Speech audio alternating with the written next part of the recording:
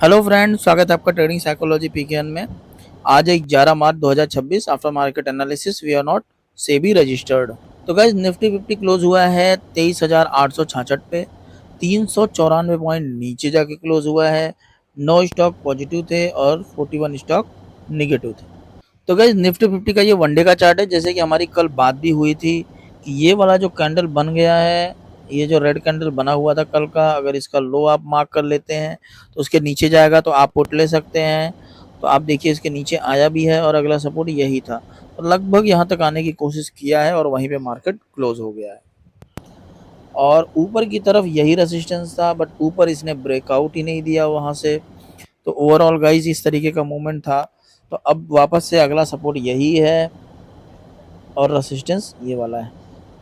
तो गाइज आप बताइए, आप इस मार्केट को किस तरीके से देख रहे हैं। फिलहाल आप जैसे कि देख रहे हैं कि ईरान, यूएस और इसराइल का युद्ध अभी भी चल ही रहा है, रुकने का नाम नहीं ले रहा है। ईरान जैसे कि सबको पता है कि बहुत सालों से इसकी तैयारी कर रहा था, तो वो फिलहाल पूरे मूड में है कि हम युद्ध करेंगे और वो टिके हुए हैं अपनी बातों पे। और यूएस अपने शर्तों पे टिका हुआ है। तो लेट्स सी हम लोग देखते हैं किस तरीके का आपको आगे जो मार्केट है वो देखने के लिए मिलता है वर्ल्ड वाइज। तो गाइस जैसे कि पहला कैंडल यहाँ पे आप देख रहे हैं, पहला कैंडल ग्रीन बना हुआ है, उसके बाद दूसरा कैंडल उसको ब्रीच कर गया और रेड बना लिया। तो फिलहाल ऊपर की तरफ ब्रेकआउट हल्का सा तो दिया था देखा जाए तो। अगर आप इसी ब्रेकआउट पे ट्रेड ले लिए होते तो आपका स्टॉप लॉस तुरंत लग जाता। और ये जो लो है, अब आप ध्यान से देखिए, अगला ही कैंडल नीचे की तरफ आया और नीचे की तरफ अगला ही कैंडल जो रेड वाला नीचे की तरफ आया और ये ईएमए के नीचे भी आ गया। और आने के बाद आप ये ध्यान से देखिए, ये लगातार लोअर लो लगाते गया। ये देखिए यहाँ पे लगाया एक कैंडल बड़े कैंडल से, फिर ये देखिए, फिर ये देखिए, फिर ये देखिए। तो ओवरऑल अगर आप ध्यान से देखेंगे तो ये किसी भी हाई को, लोअर हाई को ब्रीच नहीं किया है और नीचे की तरफ जाते चला गया है। और सिर्फ ईएमए को ही आप अगर पकड़ लेते, ये दोनों ईएमए को अगर आप पकड़ लेते तो आप देखिए ईएमए के ऊपर आया नहीं है तो आपका ट्रेड कॉल की तरफ तो नहीं बन रहा है मेरे हिसाब से। एक यहाँ पे एक इसने बड़ा बढ़िया बड़ा सा कैंडल बना के ब्रेकआउट देने का कोशिश किया, लेकिन वापस से अगले ही रेड कैंडल ने उसको ट्रैप कर लिया। तो इस तरीके का मूवमेंट था गाइस। आप बताइए आपने कहाँ पे ट्रेड किया, क्या आप पुट में ट्रेड लिए या फिर कॉल में बैठे रह गए कल वाले कैंडल को देख के। तो गाइस सेंसेक्स 76,863 पे जाके क्लोज हुआ है, 1342 पॉइंट नीचे जाके क्लोज हुआ है। 2 स्टॉक पॉजिटिव थे और 28 स्टॉक निगेटिव थे। तो गाइस निफ्टी 50 के जैसा सेम सिचुएशन था। ये वाले कैंडल के नीचे ब्रेकडाउन दिया, तो यहाँ पे आपका पुट बन रहा था और अगला सपोर्ट ये वाला ही था, बट वहां तक आया नहीं गाइस। तो आप बताइए आपने कहाँ पे ट्रेड किया।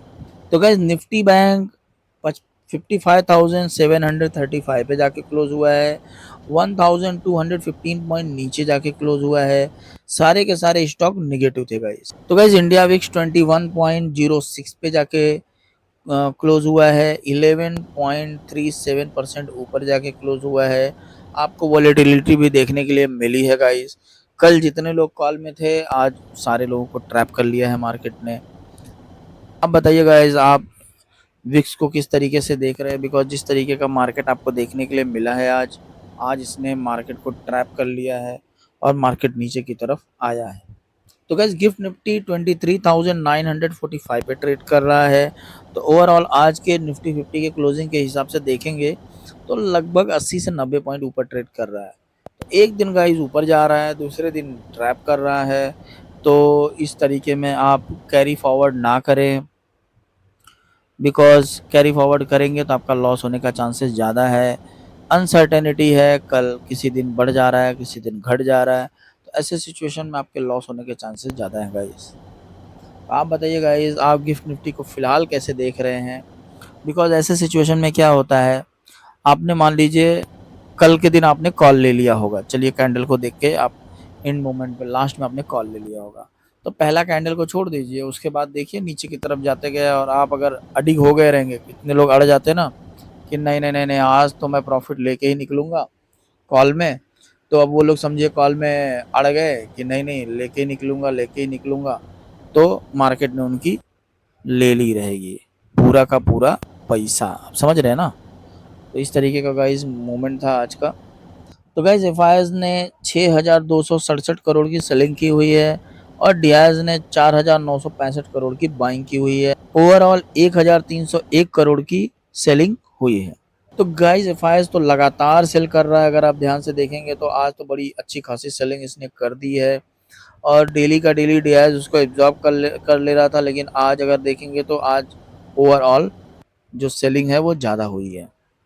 तो गाइस ऐसी सभी जानकारी के लिए हमारे चैनल को सब्सक्राइब करें, हमें फॉलो करें गाइस, कमेंट करें आप क्या सोच रहे हैं इस युद्ध को लेके, इस मार्केट को लेके आप क्या सोच रहे हैं। अभी आप देख रहे हैं कि जो ऑयल और गैस की जो प्रॉब्लम है धीरे धीरे वर्ल्ड वाइज बढ़ते जा रहा है।